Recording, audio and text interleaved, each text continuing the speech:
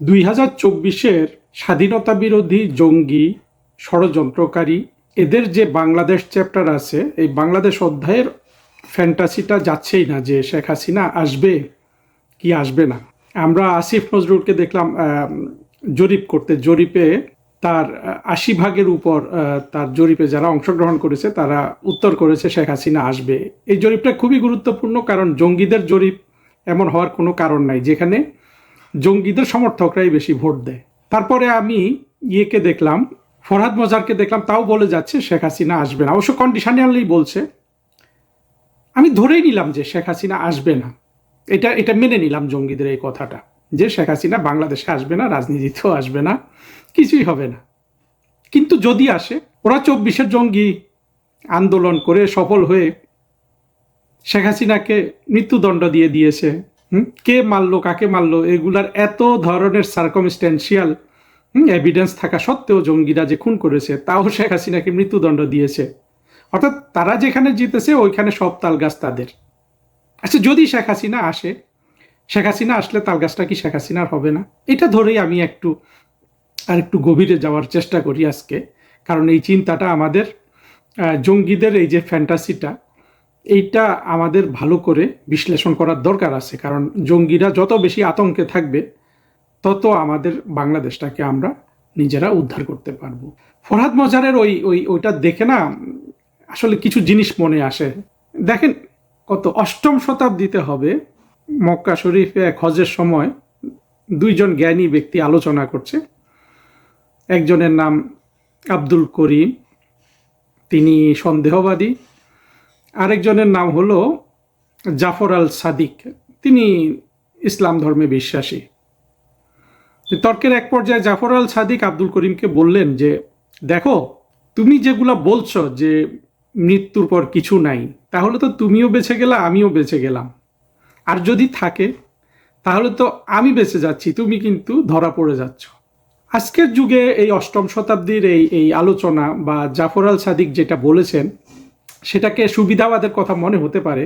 আমার নাস্তিক বন্ধুরা রাগও করতে পারেন, কারণ হলো যে আমাকে আবার আমার বন্ধুরা বলে যে ধর্ম নিয়ে আলোচনা করো না, কারণ তোমাকে আবার পরে নাস্তিক বানিয়ে দিবে। আমি ওদেরকে বলি, আমি যেটা নই সেটা মানুষ আমাকে কিভাবে বানাবে? আমি তো যথেষ্ট ইসলাম ধর্ম জানি, শুধু প্র্যাকটিস করি তা না, যথেষ্ট। একেবারে বাংলাদেশে এখন পর্যন্ত তো কোনো জ্ঞানী গুণী ওয়াইজান পাচ্ছি না যে আমার থেকে ইসলামকে বেশি অধ্যয়ন করেছে। তো সেটা সম্ভব হবে না। এখন পেছন থেকে বলতে পারে, সামনাসামনি এসে তর্ক করে কেউ পারবে না। আর নাস্তিক্যবাদকে আমি খুব একটা প্রজ্ঞাময় কিছু মনে করি না জীবনের এই পর্যায়ে এসে, মানে 52 বছর বয়সে এসে। কিন্তু একটা জায়গায় আমি নাস্তিকদের খুব রেসপেক্ট করি, সেটা হলো এই পৃথিবীতে যা কিছু মহান সৃষ্টি হয়েছে, যে যা কিছু ক্রিয়েটিভ হয়েছে, এটা কিন্তু পুরোটাই নাস্তিকরা করেছে। আমরা কিন্তু কোনো আস্তিককে পাই না মানব কল্যাণে কিংবা মানুষের বিরুদ্ধে ব্যবহার কোনো সৃষ্টিশীল কাজে। মানে সৃষ্টিশীল কাজ বলতে তো এখন ছোট ছোট কাজ তো সবাই করে, আমরাও করছি, মানে যেগুলো আসলে খুব পৃথিবীটা বদলে দিয়েছে, এমন পৃথিবী পরিবর্তনকারী যেসব মানে ইনভেনশন বলেন বা শিল্প বলেন, কোনোটাই কিন্তু কোনো আস্তিক দ্বারা সৃষ্টি হয় নাই। এমনকি ধরেন যে সৃষ্টিকারী তাদের মধ্যে কিছু কিছু বিশ্বাসী আছে, যা ধরেন দস্তয়েভস্কি যদি আমরা বলি, উনি খুব খ্রিস্টান ধর্মে বিশ্বাসী ছিলেন, কিন্তু তার বিশ্বাস কিন্তু এই সহজ সরল কোনো খ্রিস্টান ধর্মে বিশ্বাসী মানুষের মতো না, বা ইসলাম ধর্মে বিশ্বাসী মানুষের মতো না। আইনস্টাইন ইহুদি ছিলেন, বাট পুরোপুরি নাস্তিক। মানে আমরা যে ঈশ্বর কল্পনা করি সেই ঈশ্বরে উনি বিশ্বাস করতেন না।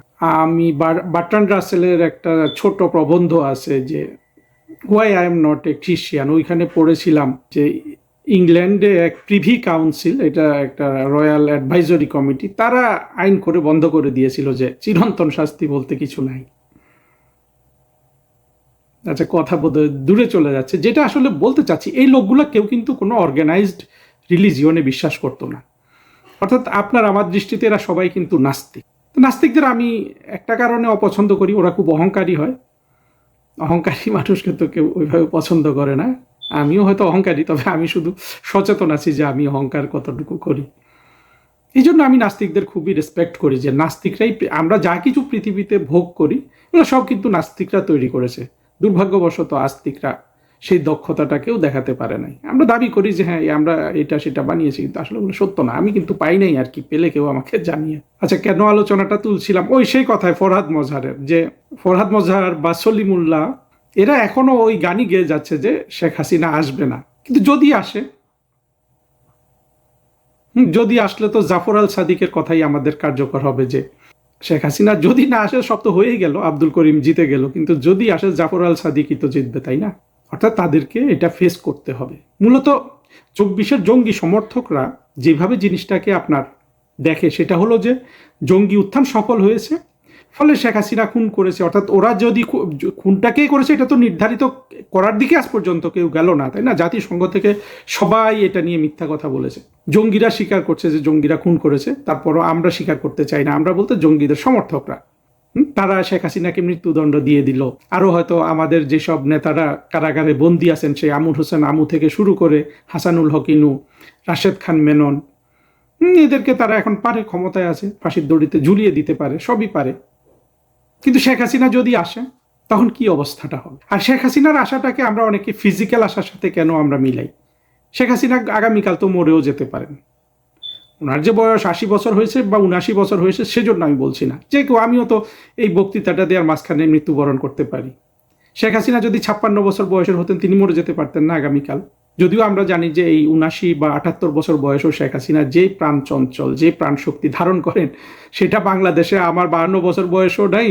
আর আপনারা যারা এই জঙ্গি উত্থান করেছে 30, 22, 24, 25 বছরের ছেলেগুলা, ওদের আছে? ওদেরও তো আমরা দেখি না, তাই না? কিন্তু শেখ হাসিনার ফিজিক্যাল আশাটা এখানে ইম্পর্টেন্ট না, প্রতীকী আশাটা ইম্পর্টেন্ট।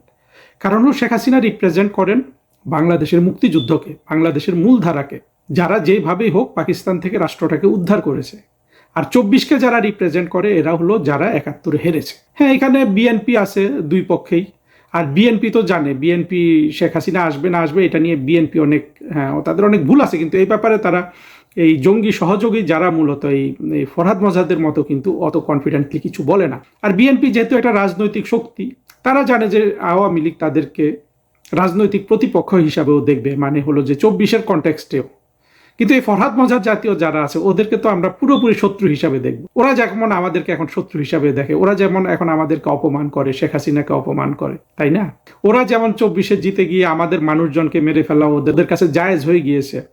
আর ওদের যারা গুরু আছে, সেই ফরহাদ মজহার, পিনাকি, তাজ হাসমি, ওরা তো পেছন থেকে ঠেলছিল সব জঙ্গিকে, এখনই সবগুলাকে মেরে ফেলো, এখনই সবগুলাকে মেরে ফেলো। হ্যাঁ, যারা যারা ধরা পড়েছে ওদেরকে মেরে ফেলো, কিসের বিচার? হ্যাঁ, তার মানে 24-এ জঙ্গিরা বিজয়ী হওয়াতে তো ওদের জন্য ওগুলা জায়েজ হয়েছিল। ওরা ওগুলা করতে পারেনি কেন?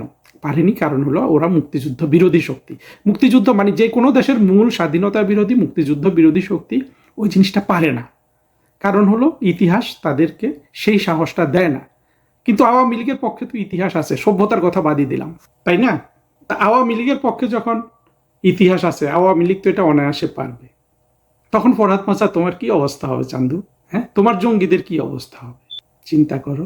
এই লেকচারটা আসলে শেষ করব একটা আবেদন দিয়ে, যদিও আমার অনেক সহযোদ্ধার আজকে এই কথাটা পছন্দ হবে না। দেখুন, 24-এর জঙ্গি উত্থান কিন্তু আমাদের পুনরায় সুযোগ করে দিয়েছে বাংলাদেশটাকে 71 বিরোধী শক্তিবিহীন একটা রাষ্ট্র গঠনের। এটা আমরা আগে পাইনি। আর এবার 71 বিরোধী রাষ্ট্র গঠনে কিন্তু আমাদের অনেকগুলো অভিজ্ঞতা কাজে লাগবে। আমাদের সবচেয়ে বড় অভিজ্ঞতা কি? সবচেয়ে আমি বলবো যে নিষ্ঠুর নিদারুণ অভিজ্ঞতা হলো মোশতাকরা। 1975 সালে আমরা মোশতাক দেখেছি, নামে মোশতাক। 2024-এ আমরা কিন্তু মোশতাক দেখেছি, সেই একই এই ওয়াকার। যে যত কথাই বলুন, ওয়াকারের জায়গায় যদি কোনো দেশপ্রেমিক, মুক্তিযুদ্ধের পক্ষের, সত্যিকারের শেখ হাসিনার প্রতি অনুগত জেনারেল যদি সেনাবাহিনীর প্রধান থাকতো, 24-এর এই বিপর্যয় কিন্তু হয় না। তো প্রধানমন্ত্রী শেখ হাসিনা এই অভিজ্ঞতাটা এখন কাজে লাগাবেন নিশ্চয়ই। ফলে আমি মনে করি যে ভবিষ্যতে আওয়ামী লীগে মোশতাক হওয়া, অন্তত আমাদের জীবদ্দশায় বা আজকে যারা মাঠে আমরা শেখ হাসিনার পক্ষে লড়ছি, তাদের জীবদ্দশায় এই জিনিসটা আর সম্ভব হবে না। কারণ এই যে ইদানিং আপনারা অনলাইনে দেখতে পাচ্ছেন যে দুই পক্ষ মারামারি করছে, যদিও এই মারামারিতে অনেকে ভাবছেন যে আওয়ামী লীগের ক্ষতি হচ্ছে, এটা আমি মনে করি না। আওয়ামী লীগের এখানে কোনোই ক্ষতি হচ্ছে না।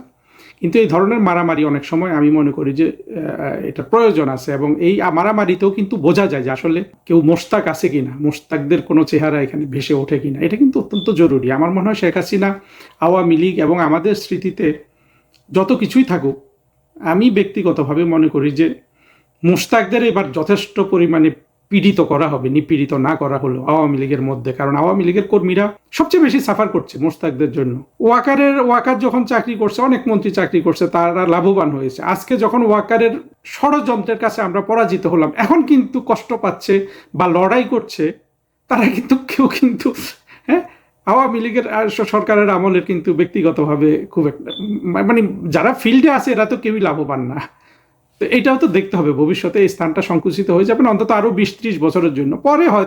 পরে তো বাংলাদেশও এরকম থাকবে না। আর 71-এর পরাজিত ঘাতক বাহিনী না থাকলে সমাজে যদি তাদেরকে আমার যেটা উদ্দেশ্যের কথা আমি বলি যে এদের রাজনৈতিক অর্থনৈতিক ক্ষমতা শূন্য করে দেয়, এটা করে দিলে তো আর মোশতাক নিয়েও আমাদের কোনো একটা মাথা ব্যথা নাই। মোশতাক নিয়ে তো মাথা ব্যথা যতক্ষণ তারা বঙ্গবন্ধুকে মেরে ফেলতে চায়, শেখ হাসিনাকে মেরে ফেলতে চায়।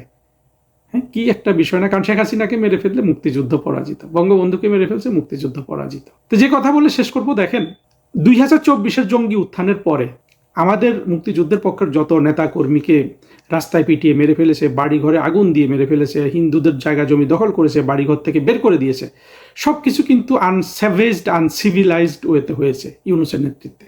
কোনো বিদেশি যত আমরা মানবাধিকারের ফেরিওয়ালা দেখি, কেউ কিন্তু আমাদের এই নিরীহ মানুষগুলোর পক্ষে এসে দাঁড়ায়নি। কারণ হলো যে ইউনূসের পক্ষে সেই তথাকথিত পশ্চিম ছিল, আমেরিকা, ইউরোপ।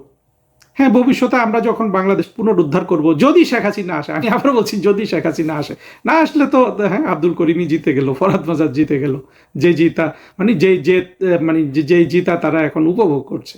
যদি আসে, তখন আমরা যদি পশ্চিমকে, মার্কিন যুক্তরাষ্ট্রের সাথে যদি আমাদের কোনো বোঝাপড়া হয়, তখন তো আর এইসব মানবাধিকার সমিতিগুলোকে পাত্তা দেওয়ার দরকার নেই। ধরুন হলো না, এমনই থাকলো, তখন কি আমরা এদেরকে মোকাবেলা করতে পারবো না? করতে পারবো, খুব ভালোভাবেই করতে পারবো। সেই জ্ঞান, সেই যুক্তি বুদ্ধি আজকে দিচ্ছি না, বাট এটা করতে পারবো। আমরা এঙ্গেজমেন্টের মধ্যেই ওদের সাথে থাকবো। কিন্তু আমরা কিন্তু 24-এর জঙ্গি এবং 71-এর ঘাতক বাহিনী সবগুলাকে কিন্তু আমরা শাস্তি দেব। এখানে যদি আমার বন্ধুরা যদি একটা কথা মেনে চলে যে কারো গায়ে হাত দিবেন না, কারো গায়ে হাত না দিয়ে ওদেরকে শুধু বন্দি করার জন্য যতটুকু ফোর্স লাগে অতটুকু ফোর্স দিবেন। কারণ এগুলো তো সব আপনার একটা স্বাভাবিক কোর্টে বিচার হলেই সবার মৃত্যুদণ্ড প্রাপ্ত হবে। এখন যেমন ওরা আমাদেরকে শেখ হাসিনাকে মৃত্যুদণ্ড দিয়ে দিয়েছে, তাই না? শেখ হাসিনা প্রধানমন্ত্রী, উনি পুলিশকে বলতে পারবে না তোমরা আইন শৃঙ্খলা রক্ষা করো, মৃত্যুদণ্ড দিয়ে দিয়েছে। কি মজা না ওদের এখন? সেই মজাটা তো তখন আমাদের হাতে আসবে। তখন ওদের গায়ে হাত তোলার আসলে আমাদের দরকার হবে না। আর গায়ে হাত না তুললে বিচার করে আমরা সবাইকে এনে বসিয়ে দিব। জাতিসংঘের একটা ডেস্ক থাকবে, সব মানবাধিকার সংগঠনগুলোর একটা ডেস্ক থাকবে, ওরা বসে বসে আমাদের এই বিচার প্রত্যক্ষ করুক। মাহফুজ আলম নামে যে জঙ্গিটা আছে, ও তো এখনই আপনার বলে দিচ্ছে। চিন্তা করেন, এই জঙ্গিকে যদি আপনি রিমান্ডে নেন, কত কথা বলে দিবে, কে তাকে ক্লাস নিয়েছে, কে বুদ্ধি দিয়েছে, ও তো সব বলেই দিচ্ছে এখন। তখন তো আরও বলে দিবে। তখন তাদের সেখানে যদি ফরহাদ মজারের নাম আসে, ফরহাদ মজারকে যদি জেরা করে, সব এমনি বের হয়ে যাবে। আর রাষ্ট্রের বিরুদ্ধে আপনার ষড়যন্ত্র করা তো মৃত্যুদণ্ড। ফলে কারো গায়ে হাত তোলার দরকার নেই। আমরা যদি ওই 2-3 দিন একটু দায়িত্বশীলতার পরিচয় দিই, সবাইকে যদি এক জায়গায় জড়ো করি আর সুষ্ঠুভাবে বিচারটা করি, তাহলে কিন্তু এরা সবাই মৃত্যুদণ্ডে দণ্ডিত হয়ে যাবে। এখন মৃত্যুদণ্ড আমরা কার্যকর করব কি করব না সেটা পরবর্তী বিবেচনা থাকবে। কিন্তু এতটুকু করতে গেলে আপনি শুধু এদের যেই বলবে যে আমি একজন মানবাধিকার সংগঠন, আসো তোমার জন্য একটা ডেস্ক দিয়ে দিলাম, হ্যাঁ তুমি 10 জন পাঠাইলা, 10 জনের একটা টুল আমরা বিছাই দিলাম, ওদেরকে খাওয়াইলাম দাওয়াইলাম, হ্যাঁ আদর যত্নে রাখলাম, আমাদের তো কোনো সমস্যা নেই, এখানে তো লুকানোর কিছু নাই, তাই না? ভলকার টুরকেই আমরা একেবারে ফোরফ্রন্টে বসাইলাম যে তুই দেখ, এসে দেখ আমরা কিভাবে ন্যায় বিচার করি। আর তোর তোর তোর তোর যোগ সাজসে কিভাবে বাংলাদেশে ইউনূসের নেতৃত্বে গণহত্যা হয়েছে, পুলিশ হত্যার বিচার রোধ করেছে তারা, সেগুলা দেখ। আমরা তো দেখাতে পারবো। আমরা যদি ঠান্ডা মাথায় এগিয়ে যাই, শেখ হাসিনার নেতৃত্বে এই কাজগুলো হবে। এটাই তো ভয় পাচ্ছে আসিফ নজরুল, কেন আত্মঘাতী জরিপ করতে গেলো, এগুলো কিন্তু তাদের বুক চিপছে, পেট কামড়াচ্ছে, ওরা কিন্তু ভয় পাচ্ছে। তো আমার মূল আলোচনা ওটাই যে শেখ হাসিনা যদি আসে, তখন কি তোরা এগুলো মেনে নিবি? নিবে না, ওরা আবার আর একটা পেস তুলবে। এখন ফরহাদ মজারের সাথে তো কথায় পারা মুশকিল, তাই না? সলিমুল্লাহ খানের সাথে কথায় পারা মুশকিল, কিন্তু 10 জন তো আছে, সমাজ আছে, রাষ্ট্র আছে, বিচার বিবেচনা আছে, আইন আছে, কানুন আছে, তাই না? ততদিন পর্যন্ত এরা ওই ফ্যান্টাসিতেই থাকুক, শেখ হাসিনা আসবে না। আমার কথা একটাই, যদি আসে, এই যদি আসাটাই আমাদের ভিতরে আমাদের চিন্তা করতে হবে, যদি আসলে আমরা কি করব, আমরা মুক্তিযুদ্ধের পক্ষে শক্তি কি করব।